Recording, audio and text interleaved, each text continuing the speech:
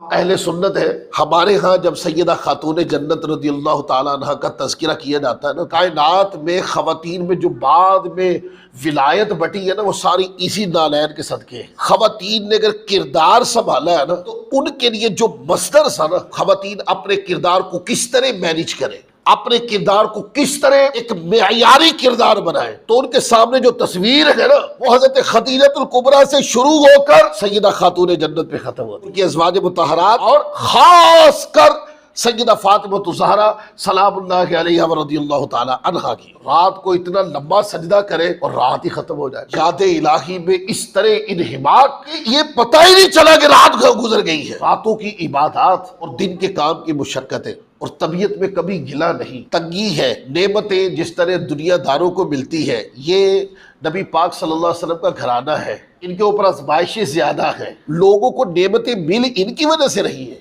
پر ان کو دنیا کی نعمتوں کی حرص نہیں۔ یہ ایک ٹائم کھانا کھا لیا تو دوسرے ٹائم کی حرص نہیں کرتے، ایک ٹائم اللہ تعالیٰ نے کھلایا ہے تو دوسرے ٹائم بھی رب کھلائے گا، جو بھی دامن میں آتا ہے لوگوں کو دے دیتے ہیں، ہر وقت لوگوں کی خیر خواہی سوچتے رہتے ہیں۔ سیدہ خاتون جنت رضی اللہ تعالیٰ عنہ کی زندگی کے عنوانات ہیں۔ کوئی مانگنے آیا تو سیدہ پاک کے دروازے سے خالی نہیں جاتا، کسی نے عذر کیا، محتاجی بتائی ہے تو اس کو غنی کر دیا، لیکن اپنی زندگی کے لیے کبھی کچھ نہیں مانگا۔ اب وہ تسبیح پڑھتے ہیں نا 33 بار سبحان اللہ، 33 بار الحمدللہ، 34 بار اللہ، اس تسبیح کا نام کیا ہے؟ سنیہ دی مسجد دے وچ تسبیح دا نا جے، اس تسبیح کا کیا نام ہے؟ ذرا اونچی آواز سے، تسبیح فاطمہ۔ سنی اس تسبیح سے اتنا پیار کرتے ہیں، ہر نماز کے بعد یہ تسبیح پڑھی جاتی ہے۔ کنز العمال میں حدیث نمبر 45,401 ہے۔ آقا علیہ الصلوۃ والسلام نے ارشاد فرمایا، اپنی اولاد کو 3 خصلتیں سکھاؤ۔ نمبر 1 اپنے نبی کی محبت، نمبر 2 نبی پاک صلی اللہ علیہ وسلم کی آل سے محبت، اور نمبر 3 قرآن سکھاؤ۔ یہ اولاد کی تربیت کرنے کا حساب دیتی ہے۔ لہذا اپنی اولاد کو نبی کریم صلی اللہ علیہ وسلم کی محبت بھی سکھاؤ، نبی پاک کی آل کی محبت بھی سکھاؤ، اور اپنی اولادوں کو قرآن سکھاؤ۔ آقا علیہ الصلوۃ والسلام سے محبت سکھاؤ تاکہ ان کو دین سے محبت ہو جائے، نبی پاک صلی اللہ علیہ وسلم کی آل سے محبت سکھاؤ تاکہ ان کو دین قابل ہو جائے، قرآن سکھاؤ تاکہ وہ دین کو سمجھ بوجھ رکھے۔ حضرت مجدد الف ثانی رحمۃ اللہ علیہ وہ اپنے ابا جان کی بات بتاتے ہیں، تربیت کرتے ہوئے نا میرے والد نے مجھے کہا، حضرت مجدد الف ثانی کہتے ہیں میرے ابا جی اکثر اوقات مجھے اہل بیت کے ساتھ محبت کا شوق دلاتے، میرے سامنے تذکرے کرتے، کبھی امام حسن و حسین کا ذکر کرتے، کبھی مولا کائنات علی المرتضیٰ کی عظمت و شانوں کو بیان کرتے، کہیں ازواج مطہرات کی شان تطہیر کو بیان کرتے، کہیں سیدہ پاک کی عبادات کو بیان کرتے، اور فرماتے اس محبت کی وجہ سے مرتے وقت بندے کو کلمہ نصیب ہوگا۔ اہل بیت سے محبت کرنے سے کہ ان کا تذکرہ کیا کرو، ان کا ذکر کیا کرو اور زیادہ کیا کرو، ان کی محبت کو اپنے جنون بناؤ، جیسے محبت رسول تمہاری رگ رگ میں پیوست ہے نا، اسی طریقے سے امام حسین، امام حسن مجتبیٰ، مولا کائنات علی المرتضیٰ اور سیدہ خاتون جنت رضی اللہ تعالی عنہ، فرمایا کہ ان کی محبت کو اوڑھنا بچھونا بناؤ، ان کی محبت تمہاری رگوں میں خون کی طرح سرایت کرنی چاہیے، اس لیے جو ان سے محبت رکھتا ہے بے ایمان نہیں مرے گا کبھی۔ نبی کریم صلی اللہ علیہ وآلہ وسلم نے ارشاد فرمایا، میرے اہل بیت کی محبت کو اپنے اوپر لازم کر لو، بے شک جو شخص بھی اللہ تعالیٰ سے ملے گا اور وہ ہم سے محبت کرتا ہوگا، یعنی مجھ سمیت میری اہل بیت سے محبت کرتا ہوگا، آقا علیہ الصلوۃ والسلام نے فرمایا تو ہماری شفاعت کی وجہ سے وہ جنت میں جائے گا۔ اچھا اپنے لفظوں میں اگر اس کو بیان کروں تو یہ کہہ سکتا ہوں، فرمایا کہ جو بھی اس طرح پایا گیا کہ وہ مجھ سمیت میری اہل بیت سے محبت کرتا ہوگا، قیامت والے دن جب وہ آئے گا تو اللہ تبارک و تعالی ہماری شفاعت سے اس کو جنت میں بھیج دے گا۔ کہ ان کا تذکرہ ہو تو بندہ کہے کہ بس سنو، اور کسی طرح نہیں سننا، بس یہ سناؤ، امام علی مقام کا تذکرہ سناؤ، امام حسن مجتبیٰ کا تذکرہ سناؤ، مولا مرتضیٰ کی شان سناؤ، سیدہ خاتون جنت کی شان تطہیر بیان کرو۔ کنز العمال میں حدیث ہے 34,152، نبی کریم صلی اللہ علیہ وسلم نے ارشاد فرمایا، حضرت مولا کائنات علی المرتضیٰ اس کو روایت کرتے ہیں، میری اہل بیت اور میرے اصحاب سے شدت کے ساتھ محبت تمہیں پل صراط پہ ثابت قدم رکھے گی۔ اے دے اتنے صرف سنی پورا اتر دے، غور کر کے دیکھ لیں، آپ کو مبارک کو سنی ہو، اس حدیث پاک کے اوپر صرف آپ کا عمل ہے۔ کسی کے عقیدے میں ڈنٹ پڑا ہوا ہے، کوئی صحابہ کو مانتا ہے تو اہل بیت کے تذکرے سے منہ چگاڑتا ہے، اور کوئی اہل بیت کا نام لیتا ہے تو صحابہ کو گالی دیتا ہے۔ سنی اکیلے رہ گئے ہیں جو اہل بیت سے بھی ٹوٹ کے محبت کرتے ہیں، اصحاب سے بھی ٹوٹ کے محبت کرتے ہیں۔ کہ جو دونوں سے محبت کرے گا ان صراط پہ آئے گا، ڈگمگائے گا نہیں۔ ادھر ڈگمگائے گا تو ایک محبت سنبھالے گی، ادھر ڈگمگائے گا تو دوسری محبت سنبھالے گی، دونوں محبتوں کے جھرمٹ میں صراط پار کر جائے گا۔ مزہ آیا تھی سن کے؟ الحمدللہ الحمدللہ۔ امام حاکم مستدرک میں لائے، حدیث نمبر 4723 ہے۔ مولا کائنات علی المرتضیٰ شیر خدا کرم اللہ تعالی وجہ الکریم روایت کرتے ہیں، فرماتے ہیں کہ مجھے نبی پاک صلی اللہ علیہ وآلہ وسلم نے فرمایا، ان اول من يدخل الجنۃ انا وفاطمۃ والحسن والحسین، کہ بے شک سب سے پہلے جو جنت میں داخل ہوں گے میں، علی، فاطمہ اور امام حسن اور امام حسین ہوں گے۔ میں نے عرض کی یا رسول اللہ صلی اللہ علیہ وآلہ وسلم، تو ہم سے محبت کرنے والے کہاں ہوں گے؟ ہم تو جنت میں جائیں گے نا، جنہوں نے زندگی گزاری ساڑھے نال محبت کر دے، ہمارے تذکیرے آتے تھے ان کی مسکراہٹیں نکلتی تھی، اور ہمارے ذکر کو شان کے ساتھ سننے والے، وہ ہماری سیرت کی پیروی کرنے والے، وہ جو ہم سے ٹوٹ کے محبت کرنے والے ہیں، آقا ہم تو جنت میں جائیں گے، وہ کہاں جائیں گے؟ آقا علیہ الصلوۃ والسلام نے ارشاد فرمایا وہ ہمارے پیچھے پیچھے جنت میں جائیں گے۔ صحابہ کرام کے بارے میں تذکرہ کرنا، فلاں جنگ میں یوں ہوا تھا، فلاں جنگ میں یوں ہوا تھا، ذاکر چیخ رہا، چلا رہا، پھٹ رہا ہے۔ میں نے کہا روک کے پوچھو تو کسے جنگ تے گیا ہے؟ آپ نے تو دین کے لیے ایک چونٹی بھی برداشت نہیں کی، انہوں نے تو گلے وڈوا دیتے ہیں، ان کی اولادیں ذبح ہوئی ان کے سامنے، گھر بار تن من دھن کاروبار، وہ تو سب کچھ واری واری کر کے، سب کچھ حضور علیہ الصلوۃ والسلام پہ واری واری کر کے اپنا گھر کاروبار مکہ میں چھوڑ کے یہاں آ گئے، اور یہاں آ کر حضور نے کہا جنگ پہ جانا ہے، جنگ میں گئے۔ اس بندے کو حق ہے جس نے دین کی خاطر کوئی تکلیف نہیں برداشت کی، بلکہ جو ذاکر چنگھاڑ رہا ہے، آپ اس سے دیکھ لیں، اس کی محبت اہل بیت کا عالم یہ ہے کہ یہ جو بیان کرنے کے لیے آیا ذاکر 6 لاکھ روپے لیے ایک بیان کرنے کے، یہ محبت اہل بیت، اور یہ طے کر کے آیا ہے 1 گھنٹے سے 1 سیکنڈ زیادہ نہیں بولوں گا، اور بولنے کے 6 لاکھ روپے لوں گا، کوئی کہتا 3 لاکھ روپے لوں گا۔ اس کو یہ جرت ہے کہ یہ دین کے اس طرح کے لوگوں کے اوپر بات کرے جنہوں نے دین دی خاطر اپنی اولاداں تک ذبح کروا دی تھی۔ جنی کی اوقات ہوئے انہی کی گل کرو، جنی تہاڈی بوتھی نہ ہوئے گل کرن دی تے اپنی ٹون نوں تھلے رکھی دا ہوندا، ڈیاں دیاں گلاں دے وچ ادب دے نال رہی دا۔ ہمارا دین تو بندے کو باپ کے سامنے نظر نہیں اٹھانے دیتا، تسی مالکاں نوں ہی پے گئے ہو ظالمو، جنہوں نے یہاں تک دین پہنچایا،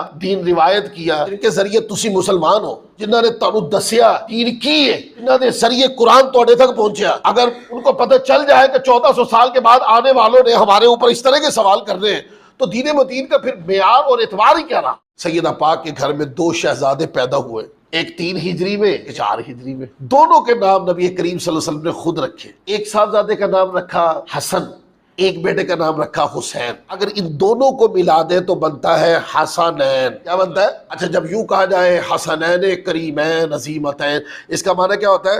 امام حسن و حسین۔ حضور علیہ الصلوۃ والسلام نے 2 شہزادوں سے غیر معمولی محبت فرمائی، اور پھر ان شہزادوں نے آ کے جا کر امت کے لیے بہت بڑی قربانیاں دینی تھی۔ تو آقا علیہ الصلوۃ والسلام کی تربیت کا رخ بھی سارا اس طرف تھا، حضور کی محبت کا مرکز بھی سب یہی تھے۔ اس کے اوپر حدیث پاک ہے، صحیح بخاری حدیث نمبر 3753، نبی پاک صلی اللہ علیہ وآلہ وسلم نے ارشاد فرمایا کہ یہ حسنین کریمین، میں دنیا میں یہ میرے 2 پھول ہیں۔ آگے حدیث پاک آئے گی کہ نبی کریم صلی اللہ علیہ وسلم جب بھی کبھی یہ شہزادے آتے، آقا علیہ الصلوۃ والسلام ان کو گلے سے لگا لیتے، اور حضور علیہ الصلوۃ والسلام ان کو چوما کرتے اور ساتھ سونگا کرتے۔ اس کا معنی یہ ہے کہ ان کے اندر کوئی ایسی مہک تھی کہ جس کو سونگا جا سکتا تھا۔ پھول کی صفت ہوتی ہے خوشبو، پھول کو سونگا جاتا ہے، یہ اس کا وصف ہے۔ شہزادوں کو چوما بھی جاتا تھا، سونگا بھی جاتا تھا، معنی کہ پھول والا وصف حقیقت میں ان دونوں شہزادوں کے اندر تھا۔ اس لیے حضور علیہ الصلوۃ والسلام چوما بھی کرتے اور ساتھ سونگا بھی کرتے، اور سونگ کر حضور فرمایا کہ یہ دنیا میں میرے 2 پھول ہیں۔ ترمذی شریف کی حدیث ہے، حدیث نمبر 3806 ہے۔ مولا کائنات علی المرتضیٰ شیر خدا کرم اللہ تعالیٰ وجہ الکریم نے اس کو روایت کیا۔ امام حسن سر سے لے کر سینہ تک نبی کریم صلی اللہ علیہ وسلم کے مشابہت رکھتے تھے، اور امام حسین رضی اللہ تعالیٰ عنہ سینے سے لے کے قدمین طیبین تک نبی کریم صلی اللہ علیہ وسلم کی مشابہت رکھتے تھے۔ نبی کریم صلی اللہ علیہ وسلم کے سر کے بالوں سے لے کر نانین مقدسین تک حضور کے سراپا کو اگر دیکھنا ہو تو امام حسن و حسین کو جوڑ کے دیکھ لو، پورا سراپا مصطفیٰ نظر آئے گا۔ حدیث امام احمد بن حنبل اس حدیث پاک کو لائے 9804۔ حضرت ابو ہریرہ رضی اللہ تعالیٰ عنہ کہتے ہیں کہ ہمارے پاس نبی پاک صلی اللہ علیہ وآلہ وسلم تشریف لائے اور ان کے ساتھ امام حسن اور امام حسین تھے رضی اللہ تعالیٰ عنہما۔ اشارہ کر کے فرمایا کہ یہ اس کندھے پر تھے اور یہ اس کندھے پر تھے۔ نبی پاک صلی اللہ علیہ وسلم کبھی اسے چومتے اور کبھی اسے چومتے، یہاں تک کہ نبی کریم رؤوف الرحیم صلی اللہ علیہ وسلم ہم تک پہنچ آئے۔ ایک بندے نے عرض کی یا رسول اللہ آپ ان شہزادوں سے محبت کرتے ہیں؟ بھائی حضور تھلے لا کے بھی چومے جائے سکتا تھا، لیکن یہ جو اوپر ہی چوم رہے ہیں یہ محبت کوئی صرف محبت یہ کوئی ٹوٹ کے محبت کرنے کی ادا ہے۔ تو نبی کریم صلی اللہ علیہ وسلم نے ارشاد فرمایا کہ جو ان شہزادوں سے محبت کرتا ہے یقیناً وہ مجھ سے محبت کرتا ہے، اور جو ان شہزادوں سے بغض رکھتا ہے وہ مجھ سے بغض رکھتا ہے۔ فرمایا کہ جنہوں نے اس سے محبت کی سمجھو کہ وہ میرا محبوب ہے، اس کی میرے ساتھ محبت کا تعلق جڑ گیا، اور اگر کسی نے بغض رکھا تو فرمایا کہ سمجھو کہ اس نے میرے ساتھ بغض کا تعلق جوڑ لیا۔ یہ ترمذی شریف کے اندر روایت ہے، حدیث نمبر 3796۔ حضرت اسامہ بن زید رضی اللہ تعالیٰ عنہ کہتے ہیں میں نے نبی کریم رؤوف الرحیم صلی اللہ علیہ وآلہ وسلم کو اس حالت میں چھوڑ کر کسی کام کو گیا کہ آپ کی چادر میں کوئی چیز چھپی ہوئی تھی۔ جب میں کام سے فارغ ہوا میں نے نبی کریم صلی اللہ علیہ وآلہ وسلم سے آقا یہ چادر میں لگتا ہے کہ کوئی چیز چھپی ہوئی ہے، یہ چادر میں کیا ہے؟ جب دیکھا تو ایک پہلو میں امام حسن مجتبیٰ تھے اور دوسرے پہلو میں امام حسین مرتضیٰ۔ یہ ادا بتاتی ہے کہ یہ محبت نہیں ہے بلکہ حضور ٹوٹ کے محبت کیا کرتے ہیں ان شہزادوں کے، اور ہمیں یہ ترغیب ہے جب صاحب شریعت نبی کریم صلی اللہ علیہ وسلم کی محبت ان شہزادوں سے اتنی زیادہ ہے اور صحابہ اس کو روایت کرتے چلے جا رہے ہیں، تو اس کا معنی یہ ہے امتیوں ان سے اس طرح محبت کرو جیسے نبی کریم صلی اللہ علیہ وسلم نے محبت کی ہے۔ امام حسن اور امام حسین کیا ہے؟ تو آپ کے نبی پاک سے محبت کرنے کی سند ہے۔ اہل بیت کیا ہے؟ انہیں کہتے ہیں نبی کریم صلی اللہ علیہ وسلم کی مسکراہٹ ہے، حضور کا سکون ہے، آقا کا پیار ہے، حضور کی طمانینت قلب ہے۔ کوئی پوچھے کہ یہ شہزادے کون ہیں؟ کہا کہ نبی کریم صلی اللہ علیہ وسلم کی جو سانس باہر نکلتی ہے یہ اس کا بھی عنوان ہے، اور جو سانس اندر کی طرف جاتی ہے ان کا بھی عنوان ہے۔ محبت کا ارادہ اور محبت کا انداز بتاتا ہے کہ حضور علیہ الصلوۃ والسلام ان سے کیسے محبت کرتے۔ یہاں صرف ایک نقطہ سماعت کر لیں، اہل بیت کرام کی محبت کی جتنی بھی حدیثیں میں نے آپ کے سامنے پڑھی یہ کنہوں نے روایت کی؟ اور اگر اے دروازہ کھولن والے دروازہ نہ کھول دے سانو پتہ لگنا سی ہے دروازہ کنہوں نے کھولا، رستے کنہوں نے بتائے، امت تک یہ پیغام دیے کس نے ہے؟ تو صحابہ کرام کا شکریہ ادا کرتے ہمیں تھکنا چاہیے ہے؟ صحابہ کرام کا تذکرہ اتنے احترام سے کرنا چاہیے کہ ان ساری محبتوں کی تو معلومات ہی ادھر سے فراہم ہوئی ہے۔ یہ ہے اہل سنت کہ ہم صحابہ کا عزت سے نام لیتے، ادب سے نام لیتے، ان کی محبت کو واجب مانتے ہیں، اس لیے کہ وہ محبتیں جو دین میں واجب ہیں وہ ساری محبتوں کے تذکرے ان کے ذریعے ہی ہم تک آئے، اور اگر یہ ذوات نہ ہوتی تو یہ تذکرے بھی چھپ جاتے۔ کہیں حضرت اسامہ بن زید روایت کر رہے ہیں، حضرت ابو ہریرہ روایت کر رہے ہیں، کہیں مولا مرتضیٰ روایت کر رہے ہیں، کہیں حضرت امام حضرت صدیق اکبر روایت کرتے ہیں، فاروق اعظم روایت کرتے ہیں، حضرت عثمان غنی روایت کرتے ہیں، سیدہ عائشہ صدیقہ روایت کرتی ہیں، کہیں حضرت ام سلمہ روایت کرتی ہے۔ تو یہ ان بزرگ ہستیوں نے یہ سارے تذکرے ہم تک پہنچائے ہیں تاکہ ہمیں پتہ چلے کہ اہل بیت سے محبت کتنی کرنی ہے، کس سطح کی کرنی ہے اور کس انداز میں کرنی ہے۔ لہذا جن سے محبت کرنی ہے ان کے بھی ذکر احترام کے ساتھ کرنا ہے، اور جنہوں نے یہ محبت بتائی ہے ان کا تذکرہ بھی احترام کے ساتھ کرنا ہے۔